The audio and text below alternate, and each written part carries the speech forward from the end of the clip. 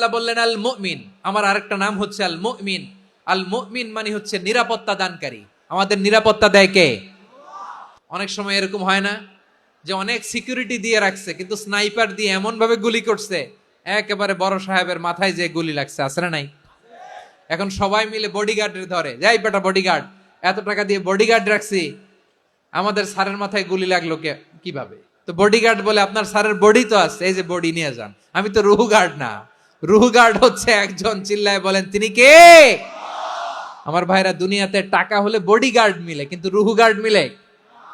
যা আমি 10 লক্ষ টাকা দিব, রুহু গার্ড লাগবে, আমার রুহু কেউ চিনে নিতে পারবে না, এরকম পাওয়া যায়? কি পাওয়া যায়? বডিগার্ড পাওয়া যায়, রুহু গার্ড পাওয়া যায় না। ওই রুহের নিরাপত্তা দেয় কে? আল মুমিন, দ্য প্রোভাইডার অফ সিকিউরিটি।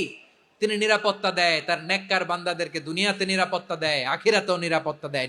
আবার আল্লাহ বললেন আল্লাযী আত'আমাহুম মিন জু'ইন ওয়া আমানাহুম মিন খাউফ।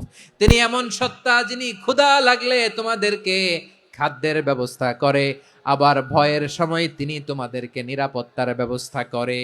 দিও তৃষ্ণা পেলে ঠান্ডা পানি, ক্ষুধা পেলে লবণ ভাত। আল্লাহ এই গরিবের শোনো শোনো মোনাজাত। আল্লাহ এই গরিবের শোনো শোনো মোনাজাত। আল্লাহ এই গরিবের দিও তৃষ্ণা পেলে ঠান্ডা পানি, ক্ষুধা পেলে লবণ ভাত। আল্লাহ এই গরিবের। পড়ে না আমিন?